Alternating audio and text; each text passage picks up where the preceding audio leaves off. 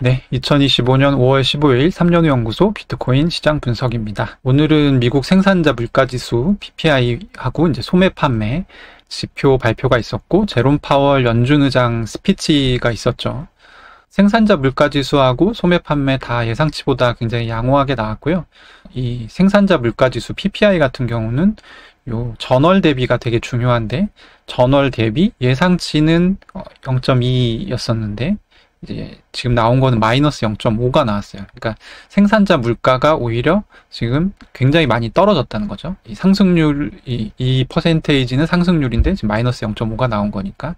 근데 이렇게 나오면 하회라서 좋아할 게 아니라 시장이 좀 뭔가 침체 신호인가? 이렇게 받아들일 수도 있어서 그거는 좀 지켜봐야 됩니다. 어쨌든 굉장히 좋게 나왔다는 거.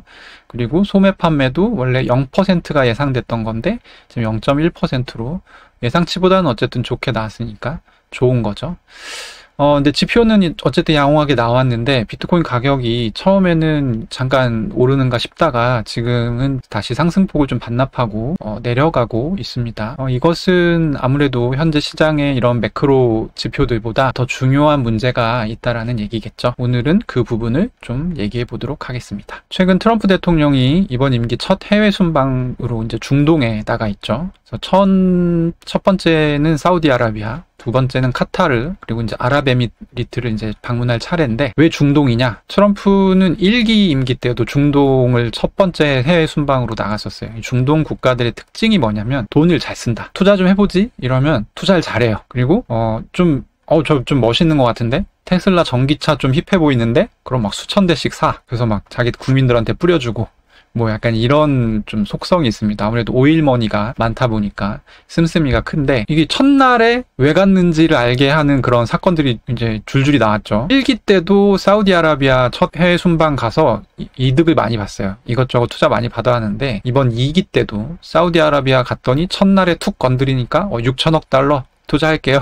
이렇게 얘기가 나왔고, 이튿날째 카타르 갔더니 툭 건드리니까 저희는 5년 동안 1조 2천억 달러 투자할게요. 이렇게 이제 얘기가 나왔습니다. 그리고 투자는 사실 이제 뭐 AI나 이런 좀 핫한 그런 인프라 투자 쪽으로 많이 투자가 되는 것이고, 빅테크 기업들을 다 데리고 갔거든요. 특히 테슬라 같은 경우는 사우디아라비아 갔을 때 사우디아라비아가 앞으로 우리는 스타링크 쓰겠다라고 얘기했고, 로봇 택시도 깔아줘라 이렇게 얘기했죠. 그럼 테슬라가 벌써 사우디아라비아에서 버는 돈이 얼마예요? 그래서 사실 이번 주가 뭐가 없는 주였는데 갑자기 빅테크들이 막 실적거리들이 엄청 생겼죠. 테슬라 같은 경우는 어제, 오늘, 이번 주 내내 거의 이렇게 굉장히 큰 상승을 했었고, 결국에 M7들이 지금 다 굉장히 그 먹거리들이 많이 생겼거든요, 이번에.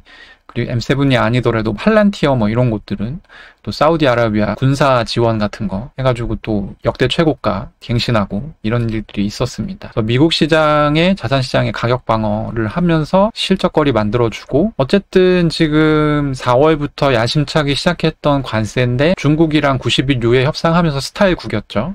그래서 좀 이렇다 할 실적이 없는 상태인데 트럼프가 정권 차원의 실적 만들기를 하기 위해서 중동에 갔다, 이렇게 이해를 하면 되겠습니다. 그러면 이 중요한 시기에 중국은 지금 막 남미 국가들 30개 막 회담 열고, 야 우리한테 붙어 막 이렇게 꼬시고 있는데 수급만 하러 갔냐? 그렇지는 않습니다. 중간에 왼쪽에 보는 이 사진에 이 터번슨 아저씨가 이 사우디 왕세자예요. 빈살만이라는 사람인데, 그리고 오른쪽에 있는 양복 입은 중동인은 시리아 대통령입니다. 근데 시리아는 지금 미국이랑 적대적인 관계예요. 적성국이에요. 근데 요 이제 빈살만의 소개로 시리아 대통령이랑 트럼프랑 셋이 만나서 밝게 웃으면서 사진 찍었죠. 이제 원래 미국이 시리아한테 엄청 제재를 빡세게 하고 있었는데 트럼프가 그 제재를 전격 해제시켜 주겠다라고 했죠. 이 시리아는 어떤 특징이 있냐면, 중동에 있는 국가 중에 누구랑 친하냐면 원래는 이란이랑 친해요. 시리아는 이란과 함께 시아파 국가들 중에 하나인데, 이 시아파 국가들이 이란이 미국이랑 사이가 안 좋으니까 시아파 국가들도 다 같이 사이가 안 좋거든요. 그래서 다 제재 대상인데 미국이 이번에 시리아의 제재를 풀어줬죠.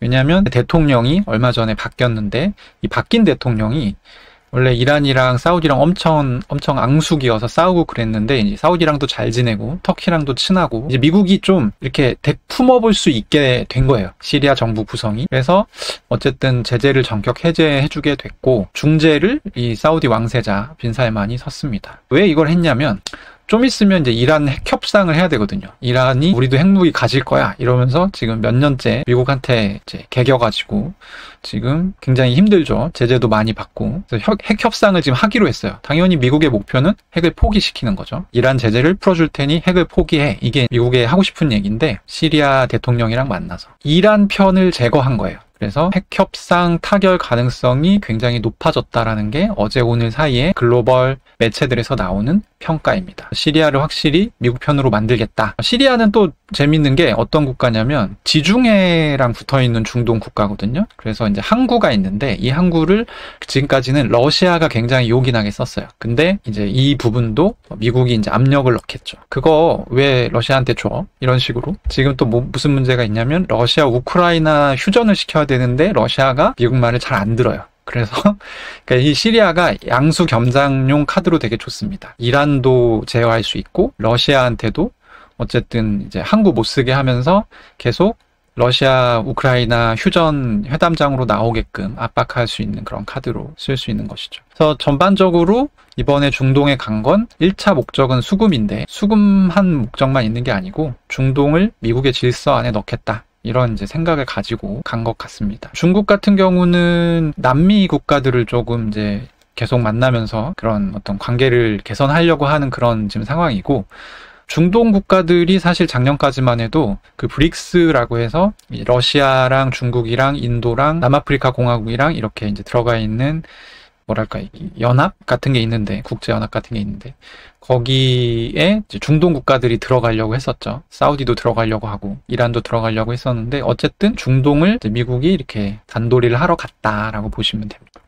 근데 이제 문제는 뭐냐면 이 빅테크 떠먹여주기가 이번 주 한 화요일, 수요일까지는 통했어요. 그때까지는 주가가 괜찮았습니다. 잘 갔는데 문제가 뭐냐면 그 기간 동안에 이 미국 장기채 금리가 계속 올랐어요. 그래서 제가 이제 방송에서도 여러 차례 얘기했지만 10년물 금리는 4.5, 20년물, 30년물 금리는 그러니까 5%를 넘어가면 그건 이제 빨간불 들어오는 거다라는 얘기를 몇 번 했었잖아요. 근데 지금 10년물은 넘어갔고 20년물, 30년물도 아까 사실 넘어갔었어요. 지금 조금 내려온 상태인데 그래서 10일부터 지금 4.3에 있던 게 4.5 여기 보시면 540이라고 나와 있죠. 넘어갔다가 지금 살짝 깎인 그런 상황입니다. 그래서 이제 이 기간 동안에 미국 주식시장은 계속 올랐고 근데 채권 금리는 왜 따라서 오르냐. 보통 두 개가 이제 역관계거든요. 반비례 관계인데. 그래서 지금 여러 가지 원인들로 나오는 얘기들이 트럼프의 이 관세 드리블이 불안하다. 중국이랑 비밀 유예했는데 이것도 지금 불안하다. 이 평가를 받고 있고 또 하나는 부채 한도 위기라고 해서 지금 미국 정부가 돈을 쓰려고 하면 국채를 발행을 해야 되는데 부채 한도에 지금 도달했기 때문에 이걸 못하는 상태예요. 그래서 미국 의회에서 이걸 풀어줘야 되는데 그걸 안 해주면 어떻게 돼요? 정부가 셧다운 되는 거죠. 쓸 돈이 없으니까. 베센트 재무장관이 엄청 이 얘기를 많이 하고 있고 7월까지 안 해주면 우리 문 닫아야 된다 이런 얘기를 하고 있습니다. 근데 또 재밌는 건 뭐냐면 이 트럼프 정부는 감세를 하고 싶어 해요. 그러니까 이 세금을 받아서 사실 그 돈을 나라 돈을 써야 되는데 이 받을 돈은 줄이겠다라고 하고 그리고 그러면 돈이 있어야지 운영을 하는데 그 돈이 없어. 그래서 빚을 내야 되는데 그럼 빚을 내려면 의회가 이 부채 한도를 늘려줘야 되는 약간 이런 딜레마적인 상황인 거죠. 그러다 보니까 불안하다는 거죠. 이 미국 셧다운 터지는 거 아니냐. 그리고 이제 결국에는 장기채를 발행을 하게 될 거거든요. 10년물 국채를 발행을 해야 되기 때문에 미국이 10년물 국채를 발행해서 시장에 던지면 시장에 있는 국채가 많아지기 때문에 국채 가격은 떨어지잖아요. 그러니까 미리 떨어뜨리는 거예요, 지금. 요 시장에서. 이 금리가 높아지는 만큼 이 국채 가격은 떨어지니까. 이런 이유들이 있습니다. 일단 시장이 불안하다라는 그런 이유 때문에 국채 금리가 이렇게 급등하는 것 같다. 지금 중요한 게 뭐냐면 결국 미국 채권을 누군가 사주겠다라는 생각이 들어야 이 시장이 안정될 수 있다는 것이죠. 이 부분에 대한 얘기는 굉장히 많이 나왔고 사실 정답이 정해져 있어요. 그 베센트 재무장관도 몇 차례 얘기를 계속했던 것이 SLR 규제를 풀자라는 얘기를 했습니다. 이 SLR 규제는 사실 미국 경제지를 많이 보시는 분들은 한 번 정도 들어봤을 그런 내용이에요. 이게 뭐냐면 은행이 자기 자본 대비 너무 많은 돈을 빌려가지고 투자를 못하게끔 막아놓은 거예요. 비율을. 총 자산 대비 자기 자본 비율이 SLR. 가령 미국 같은 경우는 2,500억 달러 이상 총 자산이 있는 은행은 SLR 3%. 그러니까 이 2,500 달러 중에 3%는 자기 자본을 갖고 있어야 돼요. 그리고 글로벌리 중요도가 높은 대형은행은 자기 자본이 5% 이상 유지가 돼야 됩니다. 이게 왜 문제냐라는 생각을 하실 수가 있는데 보통 국채는 안전자산이잖아요. 그러면 총 자산 2,500억 달러 중에 가령 극단적으로 총 자산 2,500억 달러 전부가 국채야. 그러면 얘는 안전자산이기 때문에 위험한 투자가 아니란 말이에요. 하지만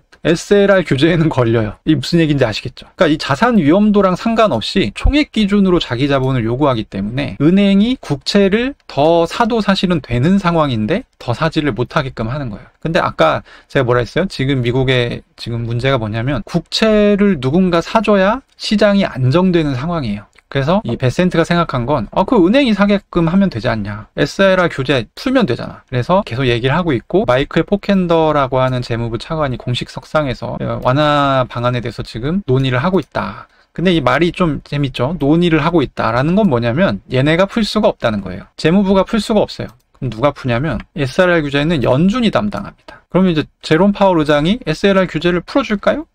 그래서 이제 파월이랑 트럼프랑 사이가 안 좋으니까 저거 그냥 빡세겠네 라고 생각하시는 분이 있을 수 있지만 의외로 파월은 여기에 대해서 굉장히 전향적인 생각을 갖고 있습니다. 이 사람도 얘기해요. 국채 양이 중개 능력보다 훨씬 빠르게 늘어나고 있다. 그래서 명백한 해법 중에 하나는 SLR 규제를 실질적으로 현실화하는 것이다 라고 얘기를 해요. 그래서 이거 올해 2월에 이제 파월이 공식 석상에서 얘기한 거고, 근데 문제가 뭐냐면 연준에서 이 일을 하는 사람이 은행 감독 담당 부의장이라는 직책입니다. 이게 지금 공석이에요. 트럼프가 이 미셸 보우먼이라고 하는 연준 이사인데 이 사람을 여기다가 이미 지명을 했습니다. 3월 달에. 근데 상원에서 이 미셸 보우먼에 대한 인준이 지연되고 있는 상태예요. 이 미셸 보우먼이 만약에 이 인준이 된다라고 하면 빠른 기간 내에 SLR 규제 완화를 시키겠죠. 그럼 어떻게 돼요? 이 금리가 내려가게 될 가능성이 매우 높습니다. 그래서 아까 제가 처음에 말씀드렸던 부분, 시장이 불안하기 때문에